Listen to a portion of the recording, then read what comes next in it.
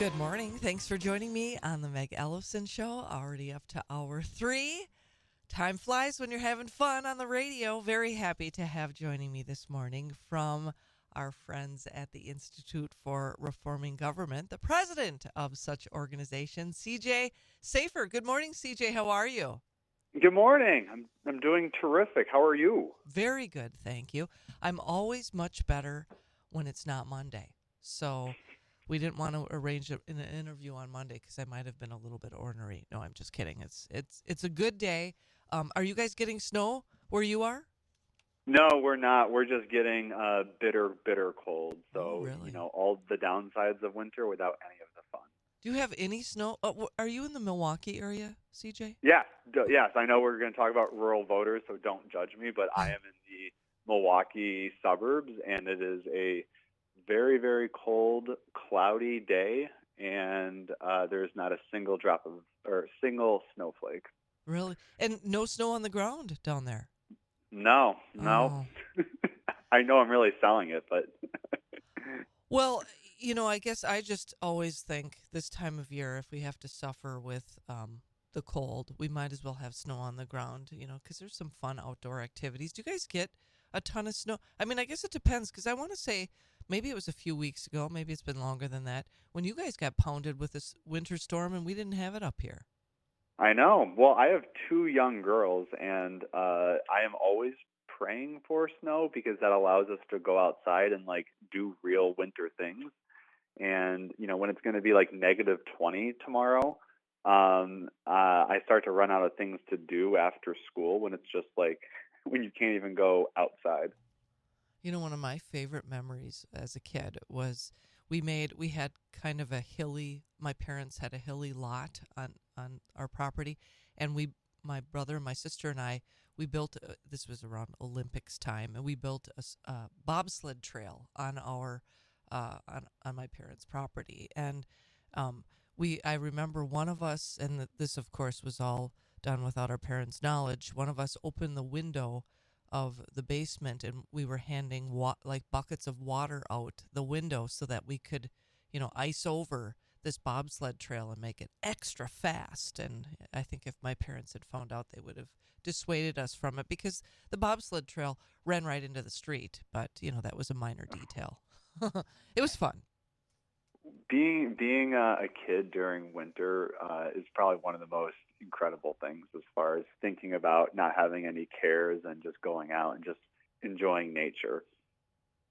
So I'm going to, we'll all be inspired hearing about being a kid in rural America specifically. And I grew up in the Twin Cities, so I didn't grow up in a small town, but I sure love where we live now, and I wouldn't trade it for anything, being in central Wisconsin and being away from a big city. I have no problem with being away from any of it. I mean, if not for just, there's a lot of outdoor activities that you can do year round, but just, I don't know, there's just something quaint about living in a small community. And I know that you, Institute for Reforming Government, as part of your What Wisconsin Wants series, partnered with the State Policy Network and spent this entire year reviewing the views and taking a closer look at those living and working in rural Wisconsin. I thank you for that. What types of information did you find out in this report? Well, it actually started about 2 summers ago when I went up to the North Woods several days and held some listening sessions over at Johnson Timber, going into some of the public schools, meeting with some superintendents in Sawyer County, just to get used, just to kind of learn what is life like in rural Wisconsin? What are some of the problems that people face? And as you know, we've been on your show before at IRG. We're not an ivory tower organization. We're not a Madison bubble organization. We want to help solve problems that Wisconsinites have, and we think that the best way to do that is to kind of learn about what are the issues that drive different Wisconsinites. And when I sat down with folks in the North Woods, folks in timber, educational officials, it was really clear that people love rural Wisconsin. They choose to live there for the reasons that you mentioned just a moment ago. They love the environment. They love their guns. They love their freedom. So that kind of made me think. And I'm now old enough to remember when rural Wisconsin went blue during the Barack Obama years, and now how it's kind of flipped. And I still feel like policymakers, the media, organizations just really, we're still not even sure about, you know, rural Wisconsin. And that's kind of led us to dive a little bit deeper. So the last 6 months, we conducted focus groups of about a dozen Republicans and Democrats in rural Wisconsin. We also did a poll of over 500 voters who live in rural counties, breaking them up with Democrats and Republicans. And we wanted to track them of who did they vote for governor in 2022? Who are they going to vote for president? And then what are some of the state and federal issues that are driving their voting behavior? And I think if I could kind of summarize it, I mean, what was absolutely fascinating is, it was almost a bipartisan consensus. Now, there was some nuance here, but there was a bipartisan consensus of the people that we talked to in both the focus groups and surveys that people want a small government. They want a government that works, though, that provides core functions efficiently. And they also want to be left alone because they're distrustful of Madison. They're distrustful of Washington, D.C. They kind of put more of their trust into families and more of their trust into their local communities. And that was, if you think of that as the main takeaway, then you kind of unpack that, when we talk to them of, okay, well, what are the state issues, right? So the state policy issues that you really care about, that you're talking about at the kitchen table. And it was, really fascinating that some of the biggest issues are some issues that don't register quite as much in other parts of these states. So roads and infrastructure was really big. Tax cuts, but in the Milwaukee suburbs when we've done this, it's been income tax cuts, but property tax cuts were one of the biggest issues that rural voters flagged for us. If you're more of a Republican, the number one issue was gun rights. If you're a Democrat, one of the biggest issues was protecting the environment. And I kind of like to think that obviously there's not saying that there's agreement, but there's kind of a hunting, fishing, being able to do what we want in our land consensus there. Both Democrats and Republicans in rural Wisconsin, as a top three issue, had crime and safety. And that, I think, is really fascinating if you're trying to come up with a message that can unify Republicans and Democrats in rural Wisconsin. Without a doubt, it is crime. So after that, we actually dove a little deeper because we wanted to know, okay, so what's your recommendations to solving these issues? And we kind of gave conservative and liberal answers to both, and we were blown away that even with a even split with Republicans and Democrats, this was still a group that the majority of rural voters we surveyed was in favor of Act 10, was in favor of right to work and worker freedom. A majority was in favor of getting rid of the income tax, less regulations when it comes to housing, less regulations when it came to healthcare, more in favor of healthcare transparency instead of expanding government-run health insurance. So there's a lot of nuance here, but at the high level, we came away with a message of uh, across party lines. These were a group of voters that leaned center right, um, that really just wanted a small government that worked, but they also wanted to be left alone. Okay, so I it's my kind of rural. I mean that's where I like to I guess interject is this it's interesting. Do you think that these values that rural voters have are that much different from those that live in bigger cities or at least non-rural areas? So I'll try to answer that first with a scientific answer, and then, and then answer it with what I think. So we did almost the exact same study, focus groups and polling of college educated women in the Milwaukee suburbs. So we can compare some of the findings here. So if we're comparing rural voters to, you know, this new swing voting bloc in the Milwaukee suburbs of college educated women, there was a couple of things that were different, at least with those people. Childcare was a much bigger issue. Taxes weren't as big of an issue. Healthcare registered much higher in the Milwaukee suburbs than it registered with. Not to say that folks didn't care or have opinions; it just didn't register quite as as much. Um, I think the best. I think it's not.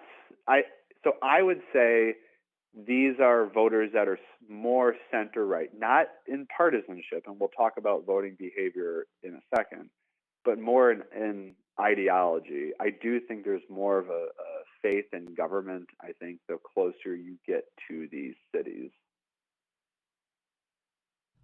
Well, and it's always been, I think, frustrating for many of us is that it seems, I mean, in some cases, it seems as if those in the cities, the bigger cities, get to decide the results of elections, and which their priorities aren't anywhere close to the priorities of the rest of us in the state of Wisconsin or the rest of parts of uh, I don't know, middle America, I guess.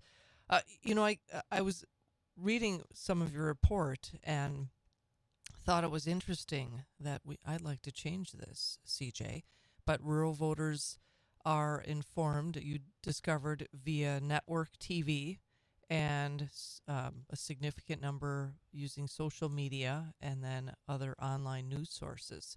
It just seems as if, and I don't know if this came up or if this would be of interest, but I've often thought that, and I wish that we could have, that talk radio could have more of a presence in the rural parts of the state. Obviously, there's something called um, capitalism that sometimes prevents a radio signal from reaching those parts of the state. But I look at that as critical voting blocks and those that could be persuadable that could help potentially win elections, especially here in Wisconsin, where the margins are really usually a lot smaller than in other parts of the country. 100%. And let me take that in reverse order in your thought. So, the big political takeaway or the big political interesting nugget, and again, mind you, this is a survey of over 500 voters in rural counties plus focus groups. I'm not aware of someone doing something as sophisticated as this, so I do think there's interesting things to take away. Obviously, we can't talk to every single voter in rural Wisconsin, but of the voters that we surveyed, 50% said that they were planning to vote for Trump. So again, I told you it was kind of like an even split between Republicans and Democrats. So you had about 50% that were gonna vote for Trump. about 35% that were going to vote for Harris, Biden, and we polled it during both times. And then 15% said that they were not going to vote in the presidential race. Now, we also asked, who did you vote for in the gubernatorial race in 2022 between Republican Tim Michels and Democrat Governor Tony Evers? So 50% said they were going to vote for Trump, but only 35% of the people we surveyed said that they voted for Tim Michels. Candidates matter. I'm just going to interject that. Keep going. 38% said they were going to vote for Tony Evers. So you do get this. I think, our characterization is center right. They like freedom. They like a small, efficient government. But that doesn't always translate to voting Republican. And as you said, in Wisconsin, we're every voting block matters to some degree when these elections are so close. But in 2022, at least according to our survey, you saw a handful of center-right folks who like freedom and want to be left alone that did not vote for Tim Michels, that did, presumably go ahead and vote for Donald Trump.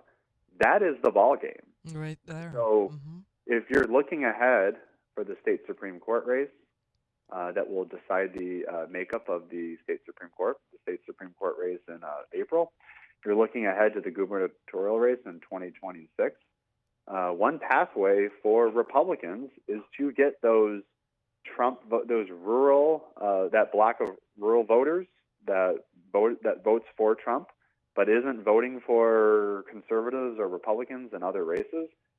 That probably is going to decide the next 2 years of elections in the state of Wisconsin when Donald Trump is not going to be on the ballot.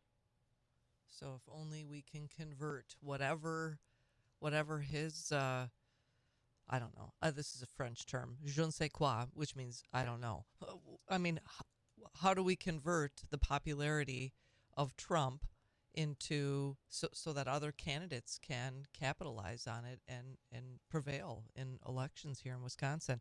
Hey, before we run out of time, I know that you also looked at you asked some questions about I would say unconventional conservative views. What are some of the results that you found that would be surprising? Well, so again, keeping in everyone's mind, 50% of the people we talked to were going to vote for Trump. We asked people if they prefer a taxpayer-funded voucher to attend a school of their choosing for education, for K-12, or would you rather have more money go to your local traditional public school? 70% of people said they would prefer to send taxpayer money to their local public school. Essentially, what they're saying is, in my opinion, they agree more with mainstream, what's something that's in the Democratic platform, which is increased funding to local schools, versus what's in the Republican platform, which is more school choice, more education freedom. I thought that was absolutely fascinating, and that potentially goes to show that for those of us that believe in school choice, we're not doing the right messaging when it comes to rural Wisconsin. And I would, have that be a massive red flag, because I think school choice is going to be where we all need to go in the long term. But there is a massive disconnect between rural Wisconsin and people that believe in school choice. Well, my guess, I'm sorry to interrupt, but my guess is that part of it has to do with there aren't any private schools in rural Wisconsin, or very few. Well, and then you look to the fact that, there was a handful in our survey of Donald Trump and Tony Evers voters, and I think they want, local government. They believe in local government. They believe in their communities, and I think that local public school is very tied to the local community. So, I think conservatives really need to think about their messaging and the messenger for some of these key issues. We also asked about legalizing marijuana. And that was something that the about 60-70% of the people we surveyed did believe in legalization of marijuana. That's a little higher than other polls have No pun shown. intended. Okay. Fair enough. No, no pun intended. And then lastly, we asked people to rate their local public schools. And again, going to the question of how to improve the schools. Um, but about 50% of Republicans in rural Wisconsin and 60% Democrats rated their public schools as either good or excellent. And I think that's something that there's something that we all need to work on for those of us that don't believe the DPI report cards and believe that they were essentially um, inflated. That we don't have the best schools in the world, and we got to continue to strive to do better. And maybe there's a little bit of convincing people that their schools could be better if certain reforms were taking place.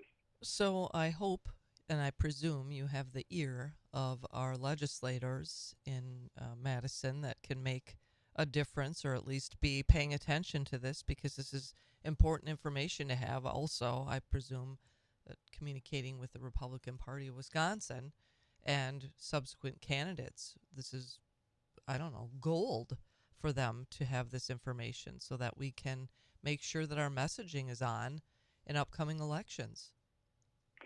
Yeah, it's incredibly important for us not just to, again, we think that people need to get out of their silos, whether that is, I-94 connecting Milwaukee to Madison, whether that is a ivory tower, or whether that's the brick and mortar state government and state capitol. Because I think voters across Wisconsin are very nuanced, and they're not as cookie cutter as I think consultants make them out to be. CJ, thanks for joining me this morning. I appreciate it very much. Anything else you want to add before I let you go? No, our stuff can be found at reforminggovernment.org. And please visit the website, and you can get access to all this information. Well, thanks again for joining me, CJ Szafir. I appreciate it very much. Keep up the great work and look forward to our next conversation. Have a Merry Thank you. Christmas. Merry Christmas. Happy holidays. Thank you. Take care.